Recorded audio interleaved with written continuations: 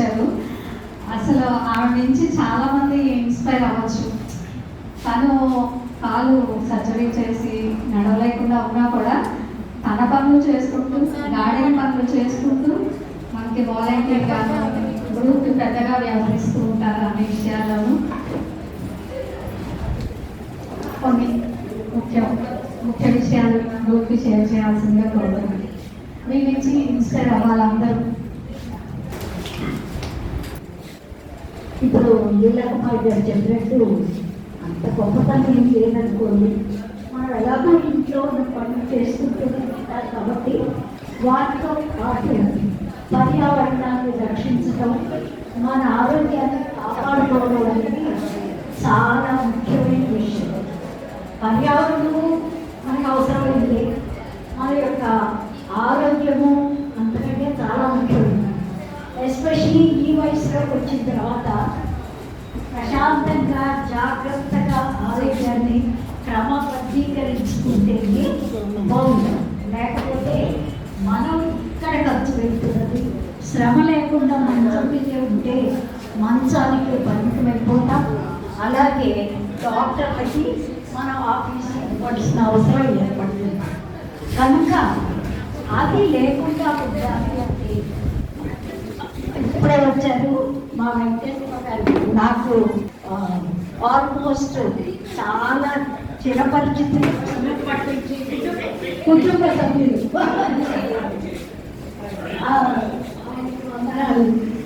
యాక్చువల్గా మనకి సభ జరగడానికి ఇక్కడ ఉండడం కారణం ఆయన అన్నమాట. వారి యొక్క పర్మిషన్తో మనకి ఇవ్వబడింది కనుక వారిని గుర్తించడం కూడా మన ధర్మం. ముఖ్యంగా చెప్పేది ఏంటంటే పర్యావరణాన్ని ఎప్పుడైతే మనం పరిరక్షిస్తున్నామో మన ఆరోగ్యంలో మనకి మంచి ఆక్సిజన్ సప్లై కావాలి. అలాగే మనకి కొంత ఎక్సర్సైజ్ కావాలి, మన శరీరానికి ఫ్రెష్గా వచ్చింది కావాలి. క్రిమిరహిత ఏ సంహారక మందులు వాడకుండా ఉన్న ఆహార పదార్థాలు కావాలి. అలాగే దేశీ విత్తనాలకి రుచి ఉంటుంది కనుక దేశీ విత్తనాన్ని మనం పండించుకోవాలి. అదే మన యొక్క గార్డెన్లో కానీ కొత్త మేరకు మనం పండించుకున్నట్లయితే మనం వీటన్నిటినీ ప్రిపేర్ చేసుకొని మనం చేయగలుగుతాం.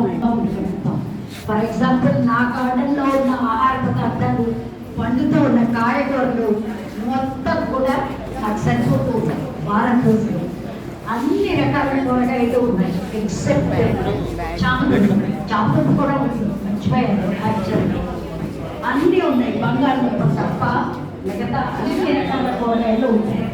ప్రతిరోజు కాయగూర వస్తుంది. దాంతో మన పంటతోనే గడిచిపోతుంది. మామూలుగానే ఓపెన్ అవుతుంది. చేసుకున్నట్లయితే ఆరోగ్యానికి పొదపడుతూ ఉండదు. బహుశా నా ఆరోగ్యానికి, నా చక్కదనానికి అదే మూల సూత్రమేమో అని చెప్పి అనుకుంటూ ఉంటుంటాను అన్నమాట.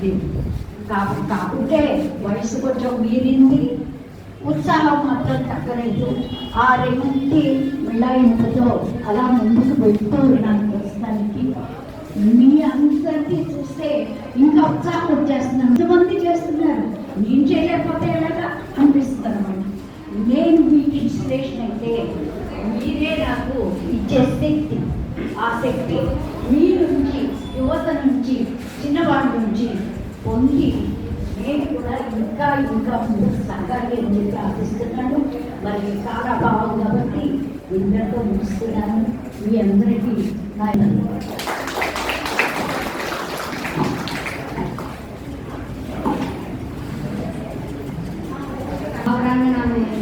ఈరోజు ప్రోగ్రామ్ కోసం ఇంకా ఇచ్చి మనల్ని ప్రోత్సహిస్తున్నారు. ఒక రకంగా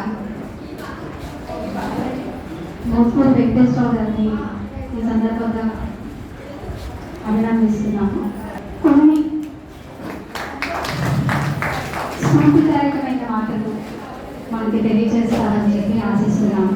స్వాతంత్ర సమరయోధుల భవనాన్ని ఇంత సమర్థవంతంగా నిర్వహిస్తూ సీనియర్ సిటిజన్స్ ఉన్న ప్రోగ్రామ్స్ని తన దృష్టికి వచ్చిన వాటిని సాగు చేస్తూ ఉంటుంటారు. నిజంగా ఇలాంటి వారందరూ 80 దగ్గర పడుతున్నా కూడా ఆయన అంత చేయగలుగుతున్నారు అంటే ఈరోజు నిజంగా మనం చాలా మనల్ని కావాల్సిందే. ఎందుకంటే నాకు ఓపిక లేదు, ఇది మన నుంచి వచ్చే ఫస్ట్ మాట.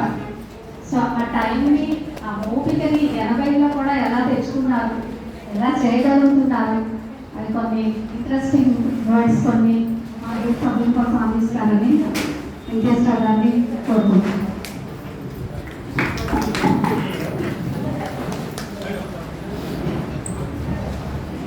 అందరికీ నమస్కారం. ఈరోజు చాలా సంతోషకరమైన దినం. ఎందుకంటే ముందుగా ప్రకృతి ప్రేమికులైన, పర్యావరణ పరిరక్షకులైన, సమాజంలో విలువలతో కూడిన మార్పులకి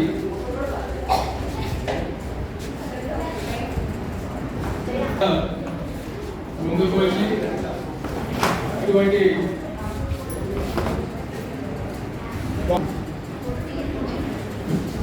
దీన్ని ప్రోత్సహిస్తున్నందుకు ముందుగా మీ అందరికీ అభినందనలు తెలియజేస్తున్నాం.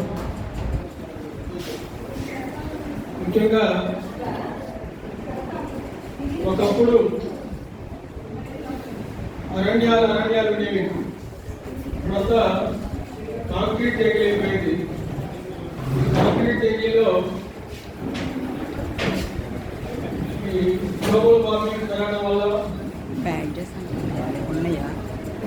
చివరికి ఉష్ణతాపం ఏ స్థితి పోయిందంటే మనకి ఉత్తర ధ్రువ ప్రాంతాల నుండి మంచు గడాలు కరిగిపోయి సముద్ర మట్టం పెరిగి సముద్ర తీర ప్రాంతాలు కూడా మునిగిపోయే పరిస్థితి వచ్చింది. అంటే భూమి యొక్క మనుగడ ప్రశాంతంగా తయారైంది. ఆ మధ్య ప్రముఖ శాస్త్రవేత్త స్టీవ్ డాకిన్స్ అని చెప్పారు, రాబోయే 100 సంవత్సరాల్లో ఈ భూగోళం నివాసయోగ్యంగా ఉండే అవకాశం లేదు కనుక దాన్ని కాపాడుకోకపోతే కనుక అంతరిక్షంలో భూమి లాంటి భూములు పోలే గ్రహాలు ఉంటే ఆ గ్రహానికి తూలుకోవడం తప్ప వేరే మార్గం లేదు. చేత వాళ్ళ పర్యావరణాన్ని కాపాడుకోవడం, వాళ్ళ మంత్రి వ్యాపార అనుసరిస్తున్నాం.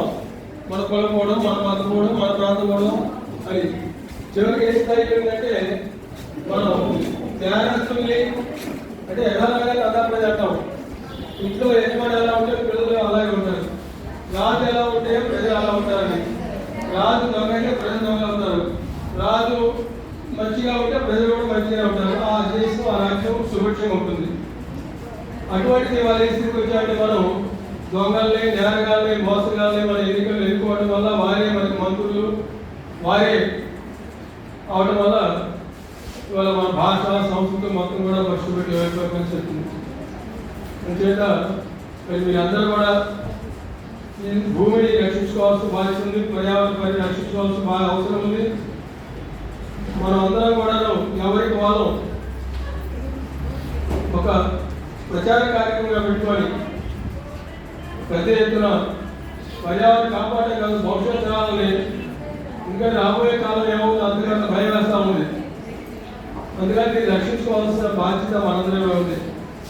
కాబట్టి మీరందరూ కూడా ప్రకృతిని ప్రేమించడంలోను, చెట్లు పెంచడంలోను, మొక్కలు ఆహ్లాదకరంగా అక్కడ ప్రాణంతో జీవనాస్తులు మనం భావించి మనం ఎలాగైతే గోమాత అంటున్నాం, వివిధ రకాల పేరుతో మనం పూజలు చేస్తున్నాం. ఆ రకంగా వృక్షాల పూజ కూడా చాలా ప్రధానమైంది. ఎందుకంటే పూర్వం మనకి జమ్మి చెట్టు పూజ అని, వేప చెట్టు పూజ అని అనేక రకాల పూజలు చేసేవారు. అంటే అందులో ఔషధ నీళ్ళు ఉన్నాయి కనుక చేత మరి మా విశ్వరావు గారు ఆవిడకంటే మా తమ్ముడు సుభాష్ బోస్, ఆయనే మాకు మిత్రుడు. మేమందరం కూడా మరి దాదాపు 55 ఏళ్ళ క్రితం మేమందరం 60 నుంచి మా సన్నిహితం. ఆ తర్వాత మా ఈశ్వరు గారు చచ్చిపోయారు. అట్లా మరి ఆవిడ కూడాను మరి ఈ మా బోస్ కూడాను ఈ వ్యవసాయ ఈ అగ్రికల్చర్ దాంట్లో కూడాను చాలా మరి చేసి ఉన్నత స్థాయికి వచ్చి సమాజ క్షేమం కోసం కృషి చేస్తున్నటువంటి మిత్రుడు కనుక మీరందరినీ కూడా ఈ సంస్థ ఏదైతే ఉందో ఇది ఒక ప్రపంచం, ఈ ప్రపంచం ఉన్నది ఒకటే ప్రపంచం. దీన్ని కాపాడుకోకపోతే మన భవిష్యత్తు లేదు. మనం అంటే మా నాటలో కథలో కొద్ది రోజులు వెళ్ళిపోతాం, మన సమస్య లేదు. నెక్స్ట్ జనరేషన్ ఎవరైతే ఉన్నారో ఆ పిల్లలు వాళ్ళకి బాధ్యత, సమాజం రక్షించుకోవాలి బాధ్యత. దానికోసం మీరందరూ కూడా మరి కట్టుబడి పనిచేస్తారని చెప్పేసి ఆశిస్తూ మరి మీ అందరూ కూడా ఈ సందర్భంగా మన లీలా గారు ఈ అవకాశం ఇచ్చినందుకు ధన్యవాదాలు తీసుకుంటారు. థ్యాంక్ యూ, నమస్తే. మనమే భవిష్యత్తులో దీని యొక్క ప్రాధాన్యత చాలా ఎక్కువ ఉంది కనుక, అవసరం ఉంది కనుక, వేరే మార్గం లేదు కనుక ఇటువంటి ఆర్గనైజేషన్ ఇది ఒక్కటే మన విజయవాడ నగరంలో లేదా మన జిల్లాలో ఉన్నటువంటిది. ఈ సంస్థ ఆధ్వర్యంలో విజయవాడ సిటీలో కాకుండా జిల్లా వ్యాప్తంగా ఈ మాదిరి కార్యక్రమాలను మనం చేపట్టడం ద్వారా అట్లనే రాబోయే కాలంలో పర్యావరణ పరిరక్షణ, సమాజ హితవు సమృద్ధి ఏ కార్యక్రమాలు సరే మనం చేసుకోవడానికి మనం అవకాశం కల్పించుకున్నాం. ఈ సమాజాన్ని అభివృద్ధి చేసుకున్నాం. Thank you.